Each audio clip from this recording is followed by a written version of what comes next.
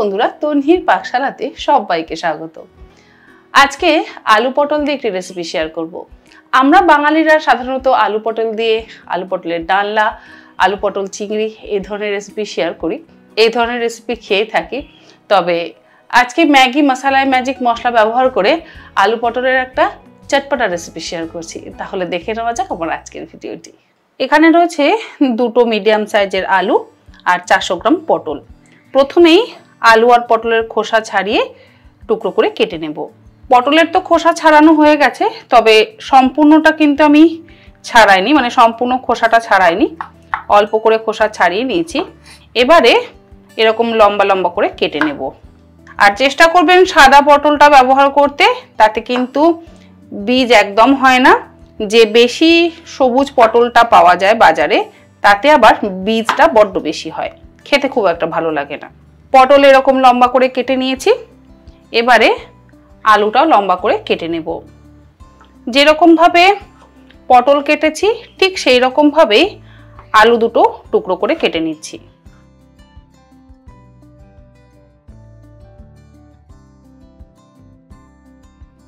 রান্নাটা করবার জন্য কড়াইতে দিয়ে দিচ্ছি 2 চা চামচ পরিমাণে সর্ষের তেল। তেল খুব বেশি পরিমাণে ব্যবহার করবার একেবারে প্রয়োজন নেই। প্রথমেই তেলের মধ্যে ফোড়ন দিচ্ছি 1/4 চা চামচ পরিমাণে গোটা জিরে, আর তার সাথে দিয়ে দিচ্ছি দুটো ফাটিয়ে নেওয়া শুকনো লঙ্কা। গ্যাসের ফ্লেমটাকে হাইতে করে দিয়ে ফোড়নটাকে 15 থেকে 20 সেকেন্ড একটু ভেজে নিচ্ছি। 15 থেকে 20 সেকেন্ড ফোড়নটা ভেজে নেওয়ার পর ফোড়নের থেকে যখন সুন্দর গন্ধ বেরোতে শুরু করবে, তখন এর মধ্যে দিয়ে দিচ্ছি টুকরো করে কেটে ধুয়ে রাখা আলু।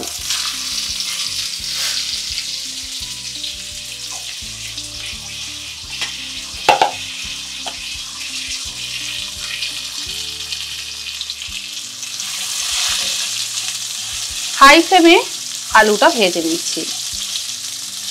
আলু 2 মিনিট ভাজা হয়ে যাওয়ার পর এর মধ্যে দিয়ে দিচ্ছি কেটে নেওয়া পটল। এবারে আলু আর পটলগুলোকে একসাথে হাই ফ্লেমে মিনিট 3 সময় ধরে ভেজে নেব।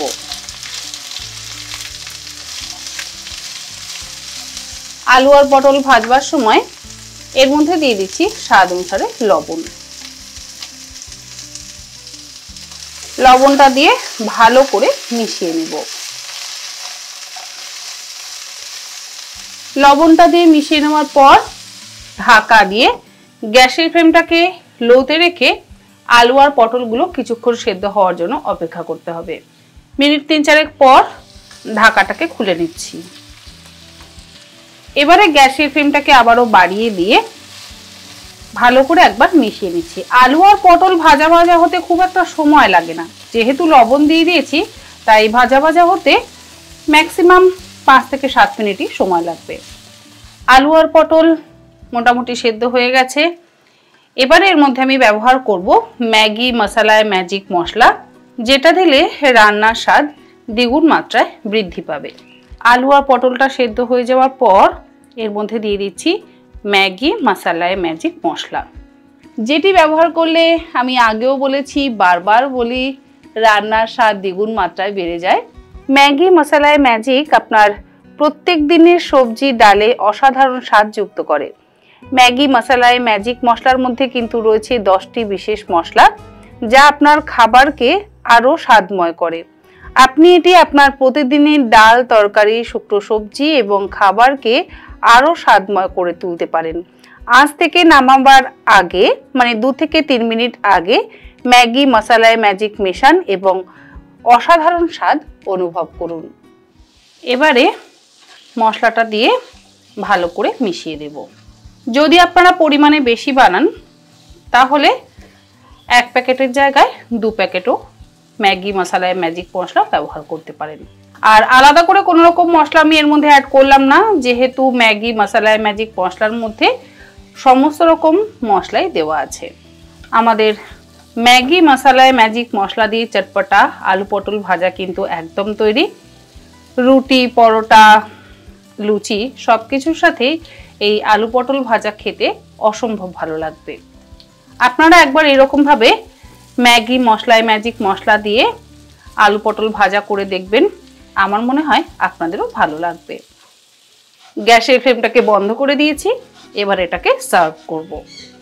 রুটি পরোটার সাথে ট্রাই করবার জন্য এই রেসিপিটা বানানোর অনুরোধ রইল। আশা করি রেসিপিটা আপনাদের ভালো লাগলো। ভালো লাগলে আপনারা অবশ্যই বাড়িতে বানিয়ে আমাকে জানাবেন আপনাদের কেমন লেগেছে। আমাদের চটপটা আলু পটল ভাজা কেমন তৈরি হলো একবার তাহলে টেস্ট করে দেখা যাক।